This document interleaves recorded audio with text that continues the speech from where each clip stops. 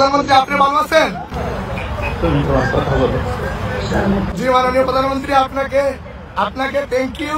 ডিম নিক্ষেপ করেছিলাম, আমরা ওখানে সংখ্যায় কম ছিলাম, কিন্তু আমরা প্রতিজ্ঞা করেছিলাম যে আমরা আওয়ামী লীগের নেতা কর্মীরা এবার ভয়ঙ্কর রূপে ফিরব।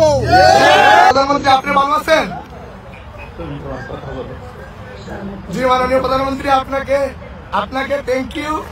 আপনি আমাকে নিয়ে, আমি জানি আপনি কালকে থেকে অনেক দুশ্চিন্তায় ছিলেন। মাননীয় প্রধানমন্ত্রী, আমি অতীতে যে শক্তিশালী ছিলাম তার চেয়ে 1000 গুণ বেশি আমরা শক্তিশালী হয়েছি।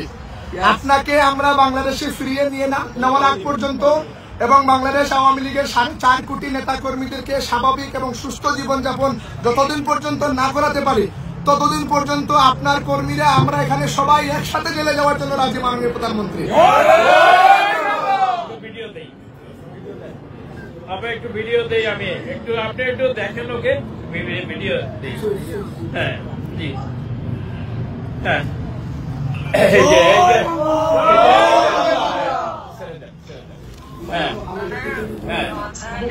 হ্যাঁ সবাই আছে এখানে, মানে মধ্যে হ্যাঁ সবাই আছে।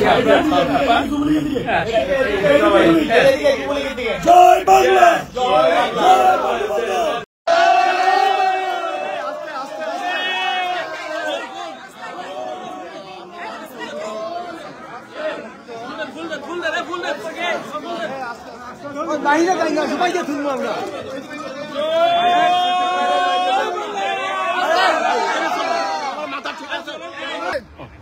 গত 14টি বছর থেকে নিজের জীবন এবং যৌবনের সর্বোচ্চটুকু দিয়ে যুক্তরাষ্ট্র যুবলীগের একজন কর্মী হিসাবে কাজ করে যাচ্ছি, কিন্তু আজকে আপনারা যারা জননেত্রী শেখ হাসিনার নির্দেশে গতকাল রাতে আমি কারাগারে যাওয়ার পর থেকে আপনারা সকলেই না ঘুমে না খেয়ে পরিবার পরিজনকে সময় না দিয়ে কারাগারের বারান্দায় ছিলেন।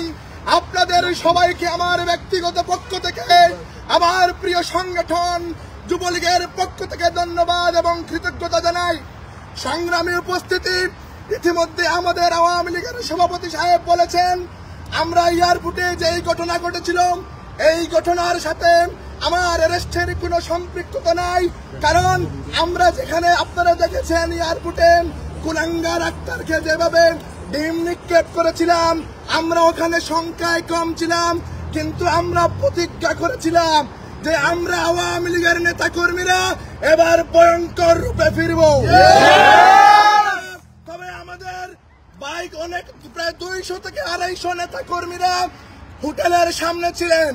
আমরা কিন্তু ওখানে সংখ্যায় কম থাকলেও এখানে একা মিজান চৌধুরীর কৃতিত্ব নয়, এই পুরো কৃতিত্ব যুক্তরাষ্ট্র আওয়ামী লীগ, যুবলীগ, ছাত্রলীগ আপনাদের সাথে। আমরা পরিশেষে একটা কথা বলতে চাই, যতদিন পর্যন্ত রাষ্ট্রনায়ক শেখ হাসিনাকে বাংলার মাটিতে ফিরিয়ে না নিব ততদিন পর্যন্ত যুক্তরাষ্ট্র আওয়ামী লীগের নেতা কর্মীরা যদি আমরা সবাই একসাথে জেলে যেতে হয় তাতেও আমরা রাজি আছি। আমি ধন্যবাদ দিতে চাই যুক্তরাষ্ট্র আওয়ামী লীগের সভাপতি, যিনি আমি জেলে যাওয়ার পর থেকে আমার পরিবারের সাথে যোগাযোগ করেছেন, মাননীয় নেত্রীর সাথে যোগাযোগ করেছেন, আপনারা সকলেই নেত্রীর সাথে যোগাযোগ করেছেন, আপনাদেরকেও ধন্যবাদ। প্রিয় বন্ধুরা আমার, আমি শুধু একটি কথা বলতে চাই, কাল রাতে যখন আমার হাতে হাত করানো পড়া হয়েছিল আমি গাড়িতে উঠার আগে বলেছিলাম শেখ হাসিনার কর্মীদেরকে দাবায় রাখা সম্ভব। গাড়িতে বসার পরে যখনই আমার বৃদ্ধ মায়ের কথা মনে পড়ে ওজরেই চোখ দিয়ে পানি আসছিল। আমি যখন প্রেজেন্টে গেছিলাম আমি পৃথিবী দেখি নাই, শুধু গোলাকার কালো দেখা যাচ্ছিল।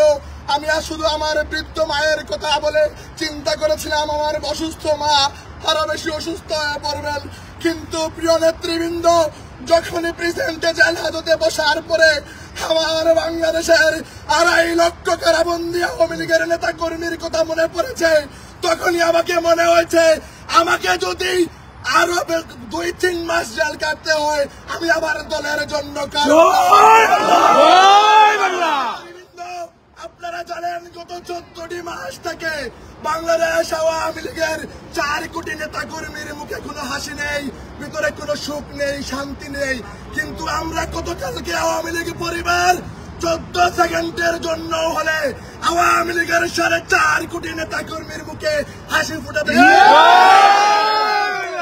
নেতৃবৃন্দ, আপনারা জানেন যখনই আমাদের তৃণমূলের নেতা কর্মীরা খুশি হয়েছিল, সাথে সাথে আমাকে ওরা প্ল্যান করে গ্রেফতার করার পরে অনেকেই আপনার সেই হাসি মুখ চলে গেছিল। কিন্তু মাননীয় নেত্রী পরিষ্কার আওয়ামী লীগের নেতৃত্বদেরকে ঘোষণা নির্দেশ দিয়েছিলেন যে আমাদের কর্মী মিজানকে ছাড় করে নিয়ে আসতে হবে। আমি গোটা আওয়ামী লীগ পরিবারের পক্ষ থেকে গণতন্ত্রের মানুষ কন্যা বঙ্গবন্ধুর কন্যা শেখ হাসিনাকে ধন্যবাদ, কৃতজ্ঞতা জানাতে চাই। মাননীয় নেত্রী, আমরা আওয়ামী লীগ পরিবার আজকে 2 হাত তুলে প্রতিজ্ঞা করছি, যতদিন পর্যন্ত আপনাকে বাংলার মাটিতে সসম্মানে নিব না, যতদিন পর্যন্ত বাংলাদেশে আওয়ামী লীগের 4.5 কোটি নেতা কর্মীদেরকে স্বাভাবিক এবং সুস্থ জীবনযাপন ফেরানো সম্ভব হবে না, ততদিন পর্যন্ত আমরা এদেরকে রাজরাস্তায় মোকাবেলা করবো। আপনারা জানেন আমি অনেক ক্লান্ত, তারপরে এখানে শত শত মুজিব সৈনিকদেরকে দেখার পরে আজকে আমি পরিশেষে একটি রিকোয়েস্ট করতে চাই, মুজিব সৈনিককে দাবায় রাখা সম্ভব নয়। আমরা কালকে একজন মিজান জেল হাজতে গেছি, এখন আমরা সবাই জেল হাজতে রাজি আছি। তাই পরিশেষে আমরা একটা স্লোগান ধরতে চাই, একটাই স্লোগান, সেটা হচ্ছে শেখ হাসিনা। আপনারা ধরতে রাজি আছেন?